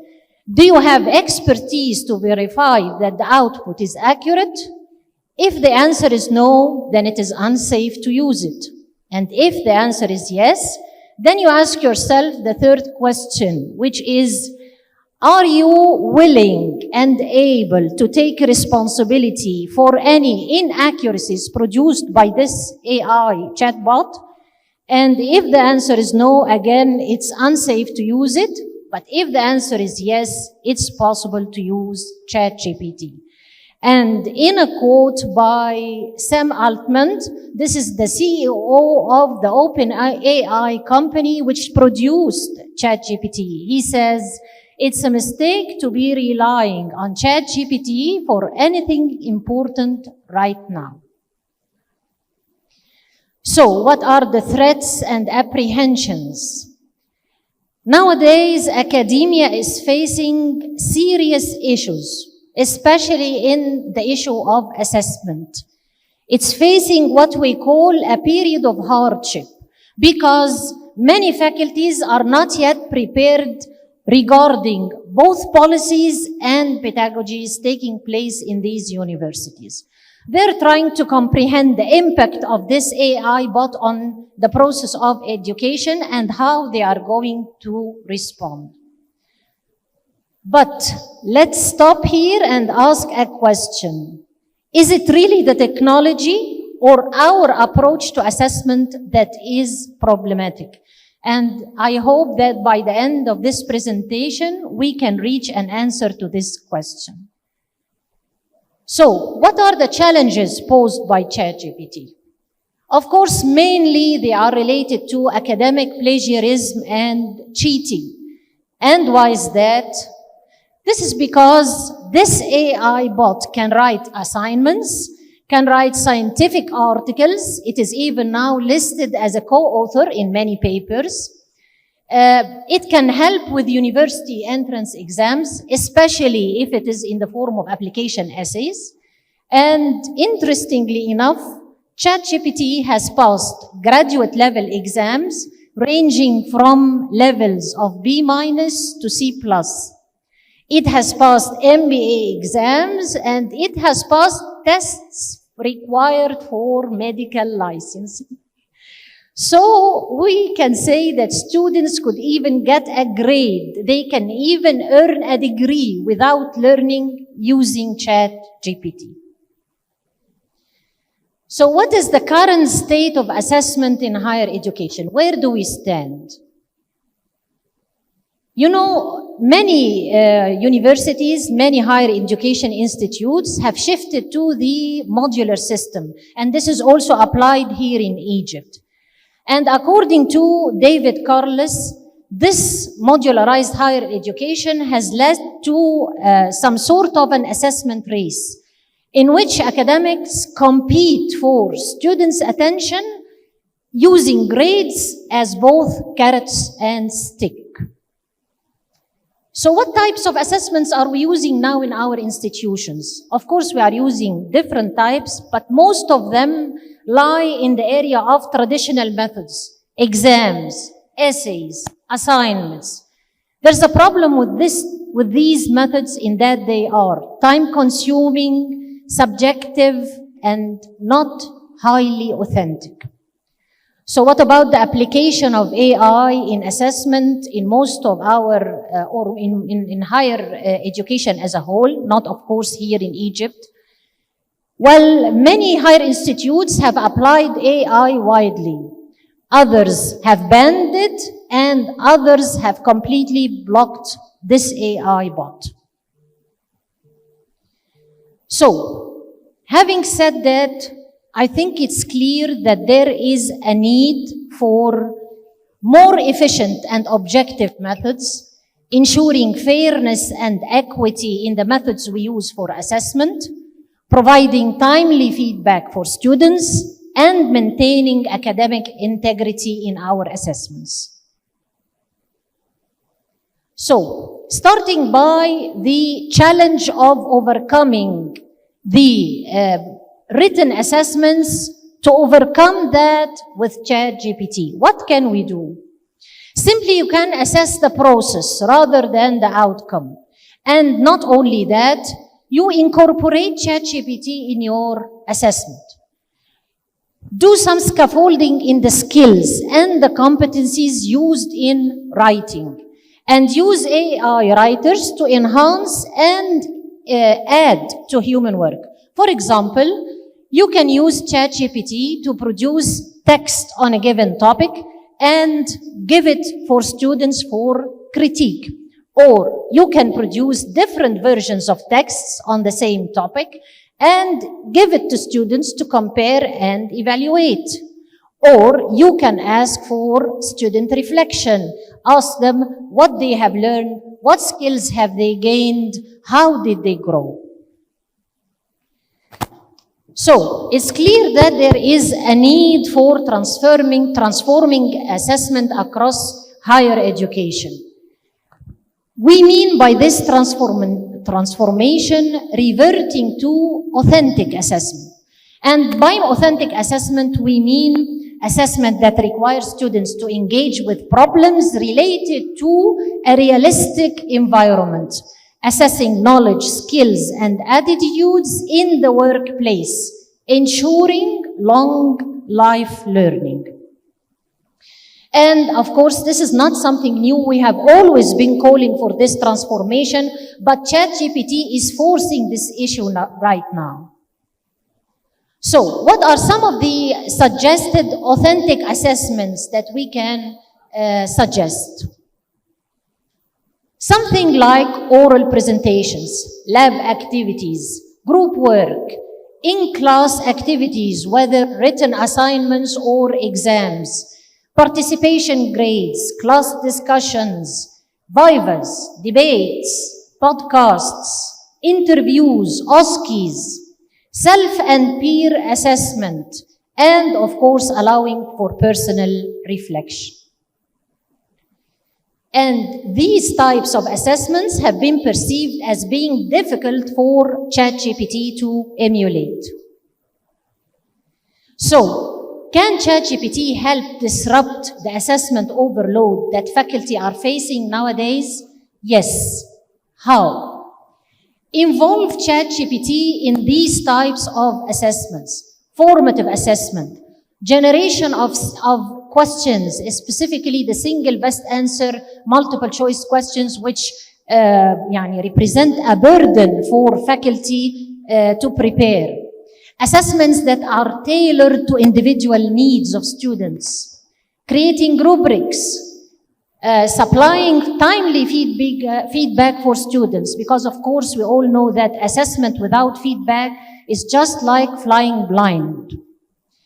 Providing exemplar assignments for class critique, self-directed assessment, and for this self-directed assessment, students can document this in portfolios so that they can document what they have learned and what skills they have gained. And last but not least, automatic or automated grading. So this is an example of a single best answer question generated by ChatGPT. The prompt provided was, I need you to create a single best answer 5 choices clinical scenario on the following ILO. Analyze the results of arterial blood gases to diagnose acid-base balance. And this was what the result. A full clinical scenario with the lead-in question, with the choices provided, with the right answer, and explaining why this answer is correct and why other choices are wrong. So, final recommendations. Please adapt ChatGPT in your higher education institution. Discuss the impact on education with students, with professors. Give clear guidance when to use it, when not to use it, how to use it, and please let it be negotiated and not imposed. Connect it to course learning outcomes so that students learn the importance of using this chatbot to their courses. And of course, review all forms of assessment, what is fit for purpose, what is not. Use in-person applied assessments. Update the policies relating to academic integrity. And final words, ChatGPT is part of our future, hopefully a future bliss. It is reshaping education, and it can help in assessing the humanness of students. And very final words, those of ChatGPT, when I asked it to say something about the future of assessment in the era of ChatGPT, it said that the power of ChatGPT lies not in its ability to replace human assessment, but in its ability to enhance it and make it more personalized and effective. Thank you. Thank you very much دكتورة، بجد it's very nice. وبعدين انا هقول لكم حاجه ضحكتني امبارح الحقيقه. الاستاذه بتقول محاضره في جامعه ماست على حاجه في الثلاسيميا. بعد ما خلصت المحاضره طلع قال لها على فكره انا كنت براجع معاكي مع الشات جي بي تي وفي حاجه انت ما قلتيهاش، هو اللي غلط ولا انت اللي نسيتي؟ يعني as simple as that. الست طبعا اتخضت جدا. الطالب قاعد فتح الشات جي بي تي، هو في in seconds جاب كل حاجه اللي هي قالتها، بس في حاجه هي ما قالتهاش، فالواد طلع يقول لها انت ما قلتيش ده ليه؟ هو اللي غلط ولا انت اللي غلط؟ بس ده الفيوتشر زي ما الدكتوره بتقول. We have to take very careful to be very careful في الموضوع ده. النكست سبيكر عندنا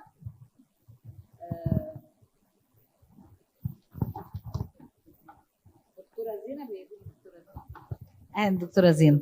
دكتوره زينب السيد هتكلمنا، هي بروفيسور اوف انكولوجي، وهتكلمنا على الاسيكال كونسيدريشن اوف اي اسسمنت.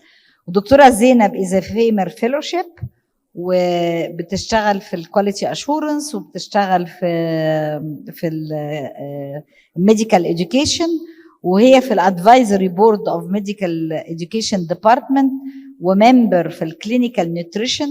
واهم حاجه بقى انها الاكزيكتيف دايركتور بتاع الاكستندد موديولار بروجرام في جامعه عين شمس، اللي ابتداها صديقي العزيز علي صبور. ان الواحد لا يمكن ينسى ان هو اللي فعلا ابتدى الاي ام بي دي، وهي ناجحه بالبوش اللي هو ابتداها يعني. اتفضلي يا دكتوره زين. Thank you so much. Thank you for your kind words, dear Professor. I'm very grateful to the organizing committee and Professor Mona Abdelal for inviting me today. And thank you for the chairpersons. And I'm very grateful to be here with you today. This part of the series of presentations about e-assessment is about ethical considerations in e-assessment, which is part that sometimes we may forget. These are the outlines of the presentation. We are going to talk about what is the importance of ethical consideration in e-assessment, fairness, authenticity, privacy, transparency, and what tools we can use to support ethical e-assessment, and conclusions, and then the references. I think we all agree that e-assessment has many advantages. I think I have to, just a minute. Many advantages for e-assessment. Nobody can deny this. But these advantages come with challenges and some ethical considerations. E-assessment is now, I think, is the common. It is the norm for assessments. For example, in Europe, around 86% of universities are using e-assessment in some form. And ethical challenges encompass many points that we are going now to explore. I think fairness is number one word in assessment. We all want a fair assessment. And the underlying principles for fairness in assessment is the same, but it comes with a different way. Why? In fairness, we want to be unbiased. We want to provide each and every student of the opportunity and the equal opportunity to perform and achieve and show the achievements like he studied and like he did effort. So there must be a reward. But as we know that e-assessment relies heavily on digital devices and on internet. So what is digital divide? We have what's called digital divide. Digital divide refers to the gap that is present between communities and individuals about the resources, about the use of digital accesses in general. So sometimes we have students who cannot have this privilege. They don't have computers, they don't have smartphones, or they have very limited accessibility to these resources. And sometimes not all students have digital skills. We assume that this generation, all students, they are tech savvy. No, they are not all. And we have an incident in our exams when we had like a computer exam, and the picture in which there was a question was halfly cut in half. And students reported that this is a wrong question, we cannot answer it. And then some other students said, all you had to do was just to zoom and move like the cursor and it would have appeared. So is this fair? They don't know, or they were in like an anxiety and they couldn't think. We have also technological issues. Sometimes in e-exams, some computers do not work, or there is a software hiccup or something. And this do not occur to all students, to some students, not all students. So again, this is not fair. And we have limitation of resources, as I said. Imagine during the COVID, some students, they rely on their friends and their other families on access to internet or to laptop. They don't have this access. And during COVID, they were deprived of this access. And we were asking them to prepare for online exams. How can they do that? Again, this is not fair. Another important thing in assessment, in all assessments, as Dr. Ansam said, not only on e-assessment, is authenticity.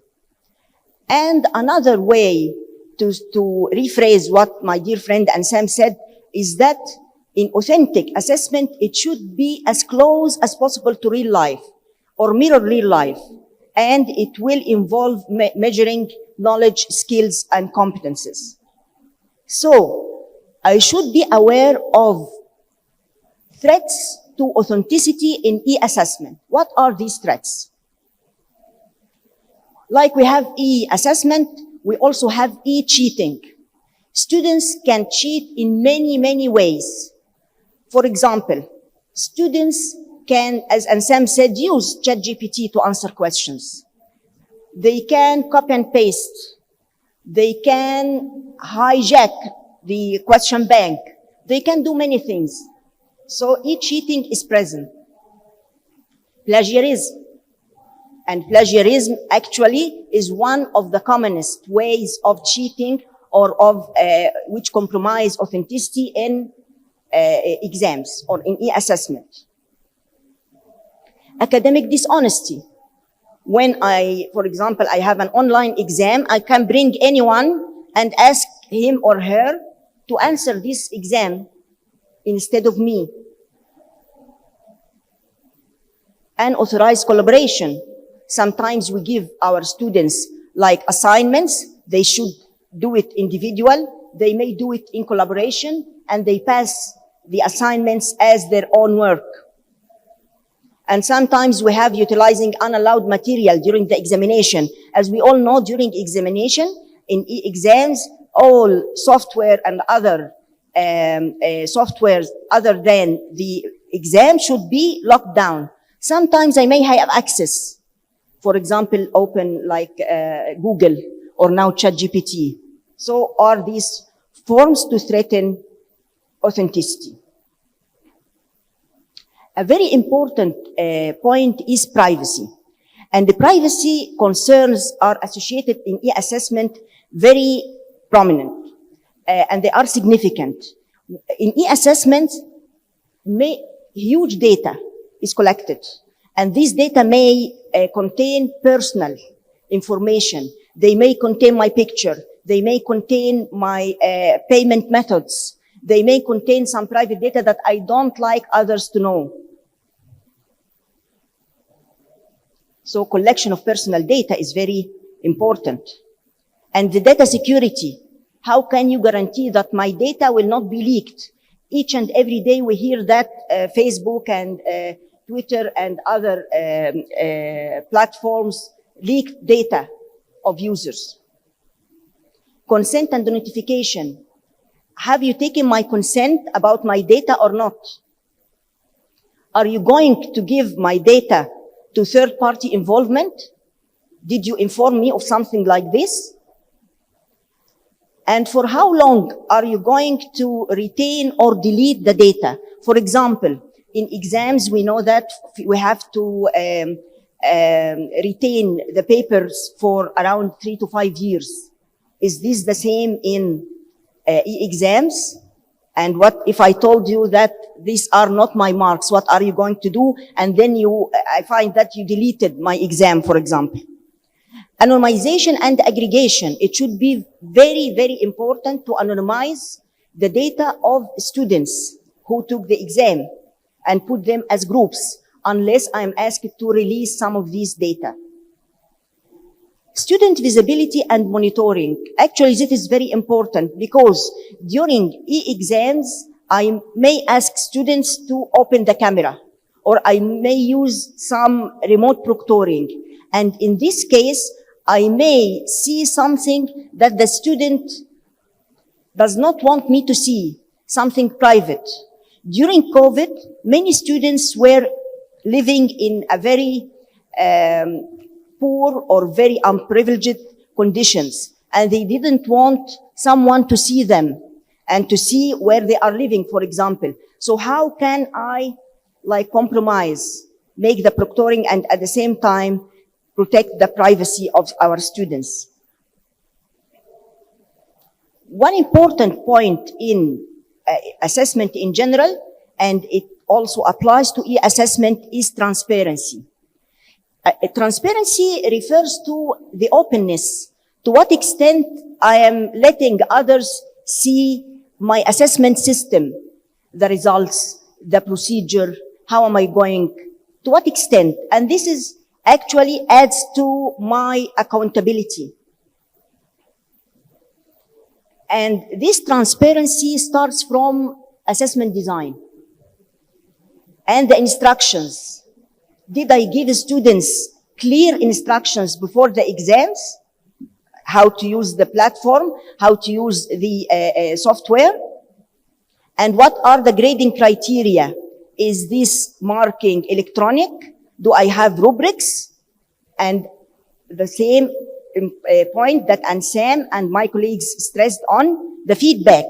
This is very important in assessment. And what are the policies? And what data privacy you are using?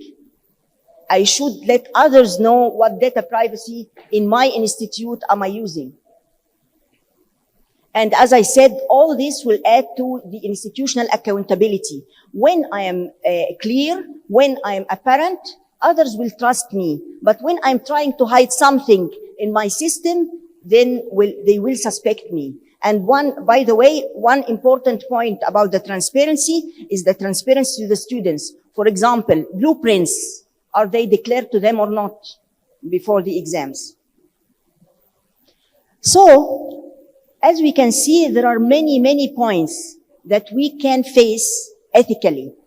So, do I have tools to support e-assessment before rushing into just making all my exams e-exams? Do I have the tools to protect myself and protect my students? One of these tools is the online assessment platforms. When I use one that is secure and reliable, this is very important. We have platforms like Moodle, like Blackboard, like Edmodo, and we have specialized like ExamSoft, Correct, and other platforms that can help me.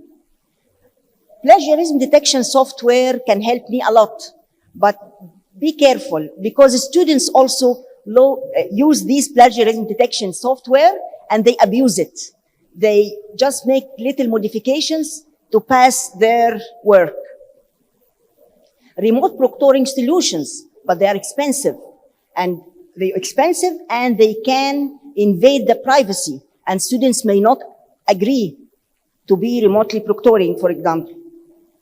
Digital assessment authoring tools, and these tools are embedded into learning management systems or into question bank platforms, and they can help me a lot to design a reliable and authentic exam. Rubric-based assessment tools, as Ansam said, I can have ChatGPT make for me rubrics, but the most important point is to check back and make sure that these rubrics are correct and are fair and clear, and then students can be used in the exams, and this can add to the ethical concerns, or can eliminate one of the ethical concerns of digital assessment. Digital credentialing and badging systems.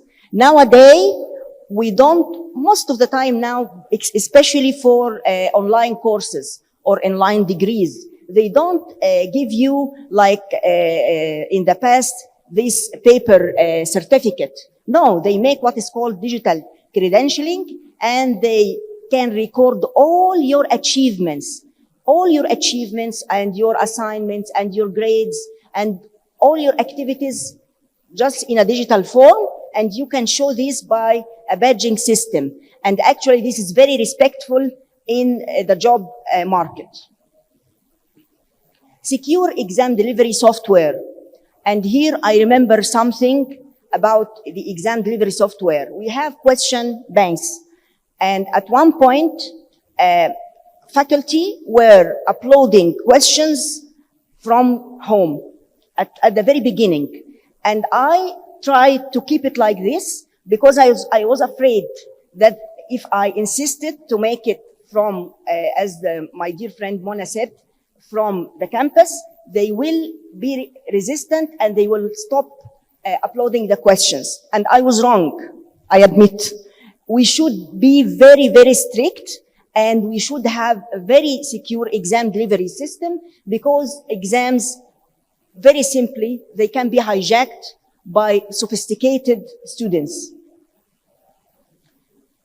So to conclude, ethical e-assessment practices offer numerous benefits, not only for educators and also for learners and for all stakeholders. And by addressing fairness, authenticity, privacy, and transparency, and by utilizing suitable tools, educators can promote ethical e-assessment practices. And this is an advantage. We should take it. Just at the end, I'd like to refer to the last reference. I used I used OpenAI to compare what am I doing by what ChatGPT provided me, and actually it's very good, because almost what I've done is what I have got from ChatGPT.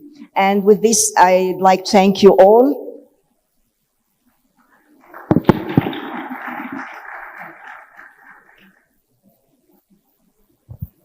Thank you so much, Professor Zainab. Very enlightening talk, and of course the ethical side is very important so that we are not worried about fairness. I would like to welcome our next speaker, Dr. Dalia Youssef. Dr. Dalia, she is the director of the Central E-Learning unit in Ain Shams University in the Education Strategy Administration, and she is also the deputy of the Institute of Online Education with the UNESCO. Dr. Dalia is an international FEMER fellow, and she holds a diploma in total quality management of healthcare education. And she has been working in actually she's one of the eminent figures of the e-learning center in the Faculty of Medicine at Ain Shams University. And over the past 8 years, her prints are everywhere in the LMS, in the online tools, the electron microscopy, virtual patients everywhere. And also Dr. Dalia, she is a lecturer of histology and cell biology in the Faculty of Medicine at Ain Shams University. She's going to talk to us about the e-portfolio as a tool for assessment of EPAs, and these are the entrusted professional activities. Thank you so much, Dr. Soha, for this introduction. I would like to welcome you all, our esteemed professors and colleagues, and also I would like to specially welcome our chairpersons here. You are all my dear, inspiring mentors. It's a pleasure to be here with you all. My presentation is entitled ePortfolio as a tool for assessment of EPAs. It is based on an award-winning workshop from the UNESCO Aichi about the implementation of ePortfolios in competency-based undergraduate programs. We will talk in this presentation about EPAs. We will talk about some details about EPAs to make a foundation for explaining how e-portfolios can be used to assess EPAs. Also, we will talk how to implement e-portfolios in our e-learning system and how to evaluate our e-portfolios in our program, in the competency-based program level. First, we can say that the landscape of medical education continues to evolve, and the quest to identify an appropriate unifying framework for assessment of medical trainees continues.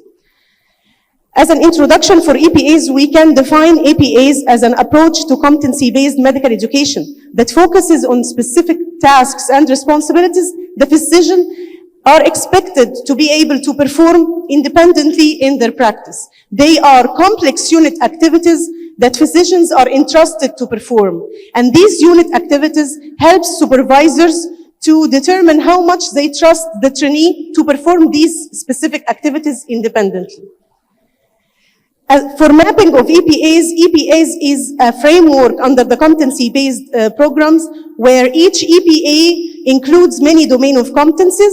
In each domain of competency, there are competencies which can be defined by milestones of learning. We have, like here, M1 is a pre-entrustable level of performance of these EPAs, and as in M2 is an entrustable level of performance for EPAs. As a simple example for an EPA in medical education, managing a patient with a new diagnosis of diabetes. There are a lot of competencies required in this area. We can, the student must demonstrate knowledge and, about the disease, conduct the patient history and physical examination, order and interpret the laboratory tests, develop the treatment plan, provide the patient education, and collaborate with other healthcare workers, and monitor and follow up the patient. Previously, or the typical assessment for this EPA is direct observation and feedback from the supervisor clinician. But we have a lot of challenges in this typical assessment method. First of all, time. Time is a very valuable and precious resource in our education system. And to assess each EPA for each student exhausts a lot of time. Also, we can face some observer bias because each professor or each observer can have different expectations from the student.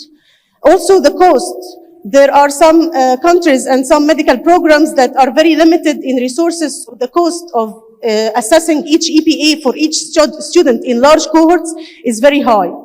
Also, there are some limited opportunities because not all EPAs, not all the medical scenarios can be found in the time of assessment to all the students. So there are some EPAs that we can't find in our workplace.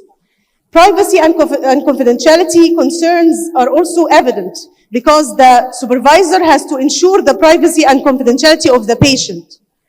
So although a typical assessment by direct observation is a very valuable and effective method, but educators have to look for new methods to ensure the validity and reliability of the entrustable professional activities assessment, like simulation and portfolio assessment. We can simulate critically ill patients. We can simulate the very rare scenarios, and we can simulate a lot of high cost and resources scenarios that we can't provide for students on daily basis. Also, portfolio assessment is a collection of evidence on the student performance and the student competencies he gained that we can use to assess and to ensure that he is entrustable to do this activity. Now, after establishing this foundation, we can go to e-portfolios and talk a little bit in details about the definition and needs and types of portfolios in general and why we are promoting for e-portfolios and the objectives generally and in EPA assessment for implementing e-portfolios and the portfolio toolkit that we can use. To introduce e-portfolios, they are digital collection of evidences and artifacts that represents knowledge, skills, and accomplishments of an individual or group. These artifacts can be any type of document, and there are variable ways that e-portfolios can help institutions and students to assess and track learners' progress. There are several needs for the development of an e-portfolio in our medical program. There are program needs because we are all shifting to competency-based assessments and competency-based programs that we use frameworks like milestones and EPAs. Also, there is a requirement by the National Academic Reference Standards to use e-portfolios in our education system. There is also institute needs. It assesses institutions to meaningfully display the student performance and enable longitudinal and vertical monitoring of student performance. Also, it documents the students' achievements throughout the program. Student needs. It fosters the student skills in self-assessment and ongoing professional development. We have three types of e-portfolios. Developmental, it demonstrates work in progress. Showcase, it illustrates experience and achievements. But the assessment part is a systematic collection of student work demonstrating competencies and achievements in set criteria and standards and goals. Of course, we all talk YE. Why are we using e-portfolios? They have a lot of privileges because it is very compatible with the blended learning strategies which most of us are using now. It has variable features and activities that we can require students to do. It is easier for follow-up for teachers, of course. It is feasible for students. It can be applied to a large number of students in each cohort, and it avoids burden of paper, time, and resources. The general role that portfolios play in education, they serve in many aspects like academic, professional, and attitude, assessment. It acts as a repository for work and achievements and career planning. And it is a great part of national endorsement of personal development planning and continuing professional development and the development of lifelong learning skills. For EPA's assessment, we are using portfolios for specific objectives. First of all, we collect by portfolios evidence from students' performance and feedbacks from their supervisors. We can the student can self-assess himself by reflection on their own performance in various EPAs. Also, it provides assessment by faculty and review of this collecting evidence. It can track progress of students' performance in various EPAs, documenting the growth and development. It can introduce collaborative learning so the students can enhance their progress in their EPA's performance. Also, we can use it for program evaluation by providing evidence on how well the program prepares students for their EPAs. It also can be used as a competency-based assessment method by tying it to specific competencies to assess whether the student meets the required standard or not. Also, we can use e-portfolio to introduce reflections and feedbacks. It is portable and accessible. E-portfolios can be shared to multiple stakeholders. It provides the longitudinal assessment of students in our institutions. Also, very importantly, which many of my colleagues said before me, that standardization of assessment is very essential. E-portfolios provide standardization by unifying the platform of collection and assessment of evidences to EPAs. What about our e-portfolio toolkit? We have two main categories for e-portfolios, the curricular part and the extracurricular part. Of course, the curricular are aligned with core competencies like e-lookbooks, assignments, discussion forums, reflections. And the extracurricular part is evidence for attitude, professionalism, and teamwork, like CV, cover letters, questionnaires and polls, awards, student activities, reflections, many other activities. We can require any type of file as an assignment activity from the students to act as an evidence for a learning milestone or a professional competency or EPA, like checklists, research articles, patient histories and interviews, educational game completion, reflection on a clinical encounter. Any type of activity can be required. Also, we can require from the student to add a post in a discussion forum activity to list or to answer some questions or to say some reflections. And by this, we can promote for peer also interaction between peers and collaborative learning. Here are some examples of EPAs that can be assessed in an e-portfolio. For example, an EPA to obtain a medical history and perform a physical examination on a patient with a new complaint. We can ask the student to upload a video recording of themselves to obtaining medical history and performing this physical examination. And the supervisor clinician will assess this video or the student performance based on rubrics, and he will provide him with a comprehensive feedback about his performance. Same as well is in another EPA, like prescribing medication for a patient with a chronic medical condition. Also, the learner could provide written prescriptions and medications entered on an electronic health record, like demo electronic health record for students, so they can practice this procedure. And also the learner's supervising clinician will assess this by using an assessment tool, standardized or a rubric, and provide him with feedback. It is very obvious that we have to close the cycle by providing feedback. Without feedback, the learning and milestones will not be completed. So for the final part of this presentation, how can we implement e-portfolios in our higher education? There are a lot of solutions technically which we can use. We can use ready-made e-portfolio solutions. We can use tools that can be used to create websites to act as e-portfolios. Also, there are e-portfolios, social platforms like LinkedIn, for example, which also can be used in institutions like e-portfolios. But there is a very important point in applying e-portfolios in higher education. They must be integrated in the LMS, in the learning management system of the institution, because the personal information can be retrieved from the student information system, so they are valid information. It helps the student to act, easily move between the course and the portfolio. Students can pull any file or artifact from the course to their portfolio. So it is very important to integrate both together. How to evaluate our e-portfolio system in our program or course levels? We can use multiple methods, like pre and post tests, evaluating the attitude and skills of students. By the end of the course, we should add some items specialized in assessing e-portfolios or evaluating e-portfolios, like student perception, engagement, and technical experience, the LMS reports and analytics, and the feedback interviews from the teachers who used actually e-portfolios in their courses. We can't forget about the technical aspect of e-portfolios. We have to evaluate the technical aspect of e-portfolios, the technical layout, the reflection, the navigation, design elements, multimedia files, how they are shown in the e-portfolio, so that it can be sustainable and can be used through the whole program.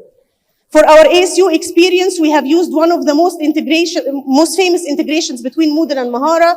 The teacher by this can announce the requirement and can add the portfolio requirements and can monitor the fulfillment of portfolio requirements. And the student can create portfolio account automatically, actually complete his profile and complete and upload his requirements either directly or through the LMS.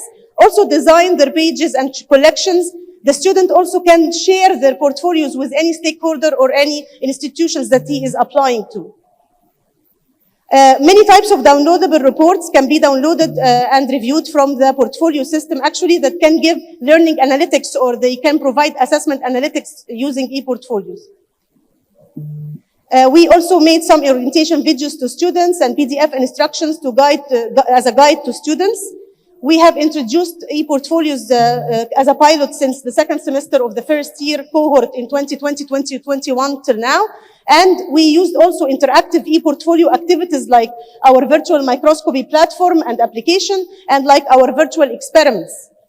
We have also introduced e-portfolio requirement matrix that we can align the portfolio requirements with the ILOs and the competencies. At the end, I can say that e-portfolio is a feasible tool that encourages self-study and help institutions to monitor and assess students' performance, progress, professional and attitude development. Thank you so much.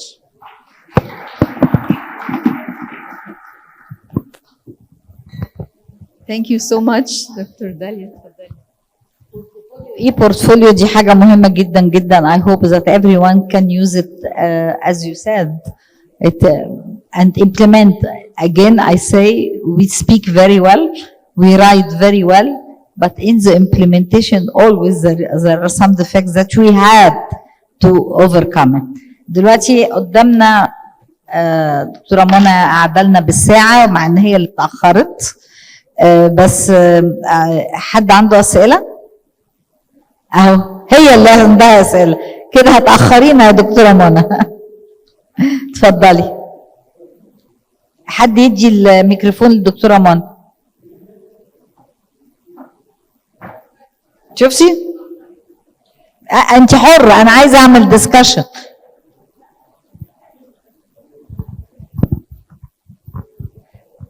أنا مش هاخد غير ربع دقيقة من ال5 دقايق. Just to thank my dear colleagues in the first session. الحقيقة أنا قاعدة كأتندي مستمتعة جدا جدا، وأعتقد حضراتكم كمان استمتعتوا. كل واحد is an expert في التوبيك اللي هو اتكلم فيه. يعني أنا I'm proud of my يعني decision to choose these eminent professors. الحقيقة الكلام لما بيطلع من خبرة بيبقى مختلف، وكل حد قال موضوع حاسين بالخبرة بتاعته فيه. فأنا مش عايزة أكتر من أنا أشكرهم شكرا جزيلا، وأنا وكل زملائي استمتعنا كتير بكل اللي انتوا قدمتوه. أشكركم بشكل شخصي. بس كده خلاص. طب في حد عنده أي سؤال؟ هم تعبوا خلاص. طب في الاخر يعني you're ending this session، وشكرا جزيلا للاودينس وحضراتكم كلكم. وانا تشرفت بالمجموعه الجميله من يعني زملائي واساتذه معايا في تاريخ التعليم الطبي، الدكتور علي صبور، الدكتوره لميا محسن، الدكتوره سهى العشري. فاحنا الحمد لله والسبيكرز ما شاء الله كلهم زي ما قلتي تختيروا كويسه. وثانك يو للاودينس اللي حضروا واللي تفاعلوا معانا، وثانك يو للاورجنايزنج كوميتي انها قدرت تحضر كل هذا مره واحده. الف شكر، شكرا جزيلا. Hence, we have come to the end of the first session of our conference. Now with a 5-minute break, and then we will continue with the second session. هنا قد وصلنا إلى نهاية الجلسة الأولى من المؤتمر، والآن مع استراحة لمدة 5 دقائق نستكمل بعدها الجلسة الثانية من المؤتمر.